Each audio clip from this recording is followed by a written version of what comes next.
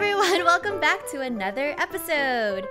Today's idiom is called blind men and the elephant. Before I get into today's idiom, I just wanted to say thank you so much everyone for tuning in to my channel. I feel like you guys really take the time to write these insightful, thought-provoking comments, and it means so much to me because the whole point of me doing these idioms is so that people can think for themselves, and it seems like you guys are doing it, and my audience is really intelligent, and it makes me so happy to know that.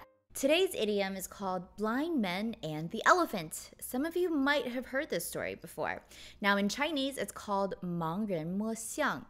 But this was actually based off of an Indian fable. I'm going to tell you guys the Chinese version that I was brought up with. But as you guys listen to the story, you guys might also notice that you've heard other versions of it. Honestly, it doesn't matter what version you listen to. The message at the end of the story is the same across all cultures. So I hope you guys enjoy it, and I can't wait to read your comments. So a long time ago, there was this Indian king. He somehow came across a group of blind men. They were chatting, and all of a sudden the king brought up an elephant. And the blind men were like, wait, we don't know what an elephant looks like. The king thought, oh my gosh, well, I have to show these guys. So the king brought out an elephant, and he placed his elephant in front of these blind men. And these blind men all, how do I say, they all touched the elephant without sounding dirty.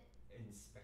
These blind men all went up to this elephant to inspect it. One of the blind men approached the elephant on its side and said, oh wow, this is really hard and kind of rough. It feels like a wall. Another blind man approached the elephant's ears. It kind of feels big and soft, sort of like a fan. Another blind man went up to the elephant's tusks. He gently felt the elephant's tusk and he said, well, this feels very long and smooth.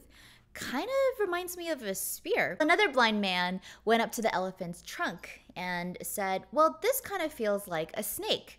And the last blind man happened to feel the elephant on its tail. Well, this feels long.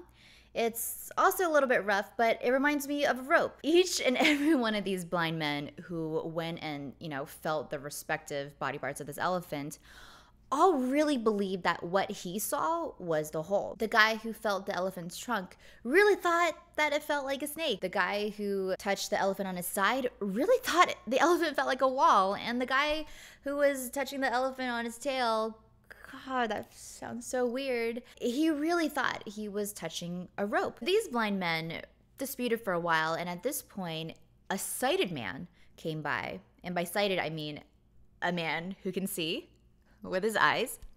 So a sighted man comes along. He watches these blind men disputing and arguing about an elephant that none of them could actually see. He just laughs to himself and he just goes, you guys are all wrong. And that is the end of the story. Does it sound familiar to anyone? It's a pretty famous fable out there. In Chinese, people will use this idiom, 盲人摸象, when they want to explain that people are not looking at the full story. We use this to teach children or, anybody who's naive. Not only do you not know everything there is to know about life, but you should also take the time to fully understand what the other person is saying. We need to be sensitive to other people's beliefs. That is, I guess, the Chinese interpretation of this idiom. The only 2 cents that I have to add is that you have to have some sort of intellectual humility. Understand that there's a possibility you might be wrong. We see the blind men and we, just like the sighted man, we laugh at the blind men, right?